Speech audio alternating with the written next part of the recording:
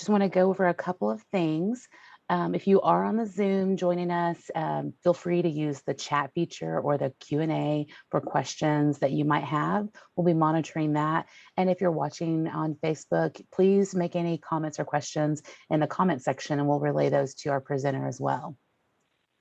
Just a little bit about our program. Like I said, this is Mvskoke Nation Youth Services. Our mission is to empower Mvskoke youth by connecting to culture, community, and resources. A few of our program goals include fostering advocacy, providing resources, promoting civic duty, encouraging wellness, and creating support. And so we are probably doing several of those today with this presentation. We partner with the Department of Health, with a behavioral health program, and other entities within the Department of Health for many different presentations and activities and events. And like I said, today we have Shelli Byrd with us, and she's going to be talking a little bit more about preventing underage usage of alcohol and drugs. And so, Shelli, I'm going to go ahead and turn it over to you. Good afternoon. Thank you, Nancy. Hi, I am the program director for the Mvskoke Creek Nation Youth Prevention of Alcohol and Prescription Drugs. We are a grant from SAMHSA that has set a program for us to be able to go out into the community and help with prevention programs. Today we're going to talk about some of the warning signs and early warning signs of youth usage and things that you can do. We'll cover some myths and some facts of alcohol. I'm going to attempt to share the screen. So we'll see if this works. And okay. Yep, we can see that. Do we see it? Okay. Yes. All right. So we're going to talk about a little bit about how can you tell if your child is drinking alcohol. As you can see on this screen share, we have some warning signs. It says, although the following signs may indicate a problem with some alcohol or other drugs, some also reflect normal growth pains. Experts believe that a drinking problem is more likely if you notice several of these signs at the same time. And they may occur suddenly, or they may come in gradually. Also, you got to make sure that there's just not extreme nature. And one of the some of these signs are you get some mood changes, and you get some flare-ups of temper, some irritability, which we all know that is normal for teenagers. But if you start pairing those with some of these other signs, such as poor attendance, low grades, some disciplinary actions that wasn't normal in the past, more rebellion, changes, switching friends, nothing seems to matter, they have disinterest in their hobbies. You might find actual alcohol in their rooms, their backpacks, any of their belongings. You may smell some alcohol on their breath. Sometimes you'll start getting poor concentration, the physical signs of eyes being bloodshot, lack of coordination, and slurred speech. Excuse me. These are all base symptoms of warning signs. They're not everything. And just because that you may see a youth experiencing some of these doesn't mean that they are indeed using alcohol. There may be other problems. We can find help. Don't play the blame game. It is hard for most parents to believe that their child may be caught up in alcohol or prescription drug usage. Like I said, do not play the blame game. There are a lot of facilities that are willing to help. Creek Nation Behavioral Health has a facility, not a facility, a program in behavioral health that will assist getting you in contact with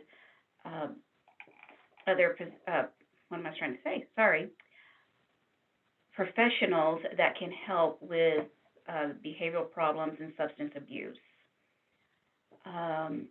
Always remember to contact and communicate. Communication is the number one key. Always have some open communication with your youth. And youth, if youth are watching this, have open communication with your parents. If you cannot communicate with a parent, communicate with some other adult friend. Communication is a number one key in prevention. Okay, we're going to try to stop this slide and go to another. Give me a moment. It takes a minute.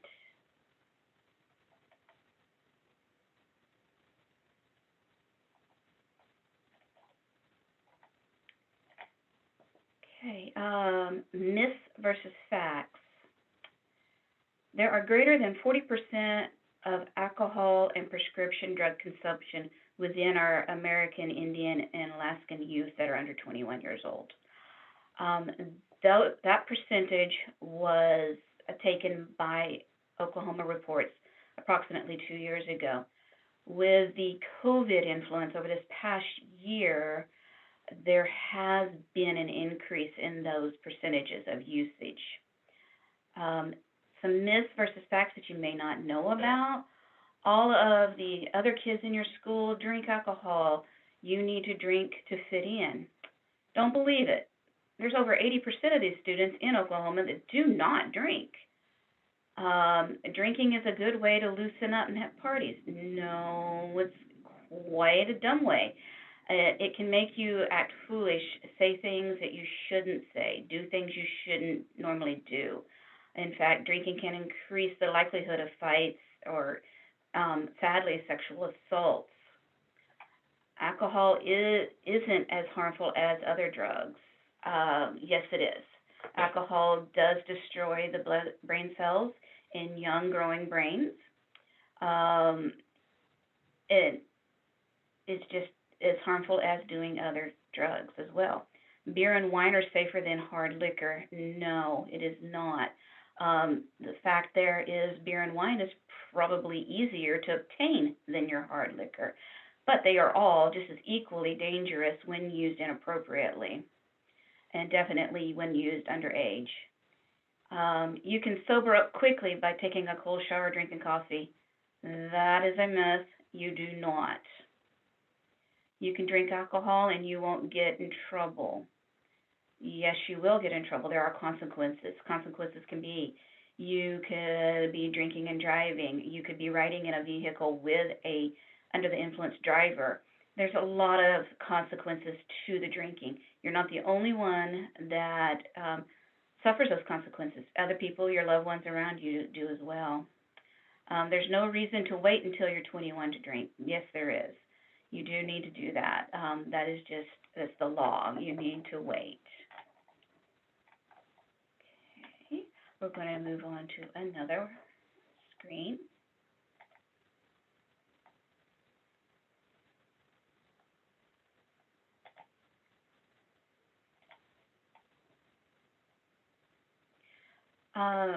Like I said previous, communication. Biggest communication problems, we don't listen to understand, we listen to reply. We need to listen to understand what is going on with the person that is needing the help. Explain the dangers using language that they understand. React in anger even if your child makes statements that shock you. Just don't do that. Maintain. Explain why you don't want them to use alcohol. Give reasons, dangers and consequences. I explained that a while ago, the dangers and consequences. Be there when your child wants to talk, no matter what or how busy. Parents, be there for your children. Be aware of what's going on with them. Youth that are watching, be aware of your fellow peers, your friends. If you know somebody is in trouble, help them. Be there to listen and talk to adults, counselors, school programs. Believe in your own power to help your child grow without using alcohol and prescription. Yes, you can grow, you can learn, you can move on without this. It does not require you to use this to fit in or make it in the world. We'll stop that one.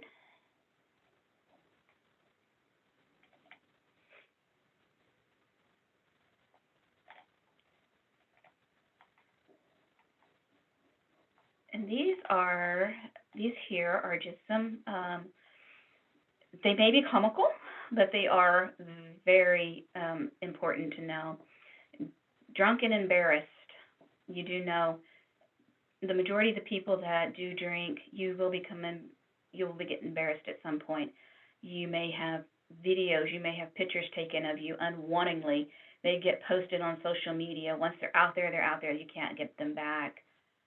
These are things that can happen, sexual assaults, fights, get in trouble with the law. All this can become embarrassing to you, your family, and your loved ones. Alcohol poisoning, here off to the one side of this pamphlet. Alcohol poisoning is a sign of alcohol poisoning includes not being able to wake up, cold or bluish skin, vomiting while asleep, slow breathing, fewer than 10 seconds between breaths. This is very important for you to know if you're at parties, if you're at a party or at somebody's home or anywhere that you see somebody acting like this. As a bystander, you may think this is funny, but this person could be in alcohol poisoning. It is a medical emergency situation. Please don't hesitate to get that person help. Here's another one here. I believe Nancy said that these posters will be available for later if you want to go back and look at them. 50 things you should know about alcohol. Drunk driving is a major killer of teens and youth. Majority of the time, somebody is riding with an under-influence driver. This is the number one, drinking and driving is the number one killer of youth. More than half of all teens and adult drownings involve alcohol use. Yes, at the lake during the summer break. All the youth want to go to the lake, want to have fun, want to be on the boats. Alcohol and water do not mix. Alcohol affects every organ in the body. Yes, it does. Sometimes you may not even know what it's going to happen to you. You don't know how it's going to affect your mind or your body. It can cause memory problems. There's no safe level of alcohol use for even a pregnant woman. Absolutely not. No alcohol should be taken in by somebody that is expecting. Not being able to put a limit on your drinking is a sign of alcohol use disorder or alcoholism. Alcohol can solve your problem. It may create new ones. Yes, that is a true statement. Alcohol cannot solve your problems. Setting limits around alcohol can help you stay safe. It can help you stay out of jail. It can keep you alive. It can keep you safe in all manners. You do not need alcohol to have fun. Signs of drinking problems, okay? 50 things you should know about drinking and alcohol poisoning. This is a very important thing I talked about just a minute ago. Number one way of people become alcohol poisoning is this right here, binge drinking at the parties. You don't know how much you're drinking. Everybody plays the games. You get more involved. You just get caught up in the situation. So it's best not to even start the drinking and binge drinking and doing drinking games. Alcohol poisoning is a medical emergency. You can die from alcohol poisoning. You need to get somebody help if you suspect it. Alcohol, drugs, and sexual assault. Yes, that is a fact. It's a sad fact, but it is a fact. This can happen. Okay, 21 reasons not to give alcohol teens. So adults, we should not give alcohol teens, or excuse me, I just said that backwards. We should not give alcohol to teens. The old saying, I'd rather have them drinking at home than drinking somewhere else so I can control what they're doing. That is not a safe thing to do. Teens should not be given alcohol at all by any adult whatsoever. It is against the law. The adult can go to jail for that. Social hosting is a must. When your teen has parties, guests over, make sure you're social hosting. Make sure that you're aware of what's going on behind them closed doors. Let's keep our teens safe. They are the future. Um, Alcohol and energy drinks. This is a growing combination and a very dangerous combination. You mix alcohol with these energy drinks can definitely put you in some form of cardiac emergency.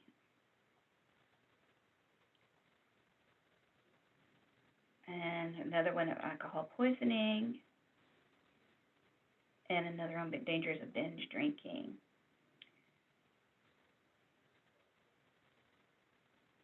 Okay. So basically, this is what we're talking about today. Uh, we need to stay safe. We need to stay away from alcohol. Even if you're over 21 years old, know your limits over 21. But my program is targeted to the underage drinker. But as parents and adults, guardians, it is our responsibility to look in on our youth, protect our youth. They are the future. Without them, there is no future. So, uh, if anybody is in need, we do have a Facebook page. It is called DRYUP SPF.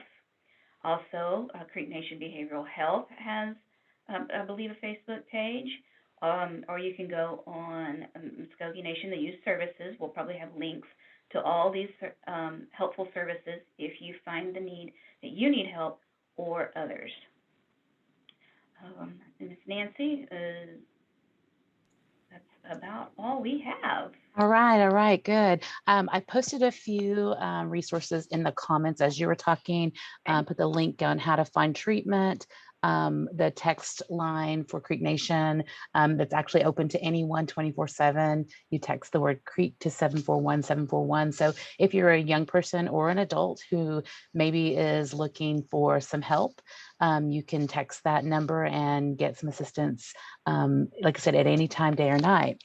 We also put some other resources, and we'll get some of those additional things that Shelli was talking about posted in the comments shortly.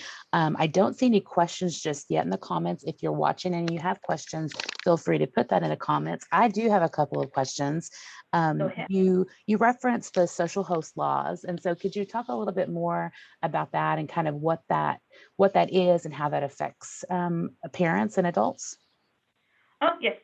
Okay. Social host laws have been established, meaning that if an underage person is at a party and say on that person's property, or an adult has supplied alcohol to an underage person, and that adult can be held liable by fines and or jail time pending on the number of offenses that they have had.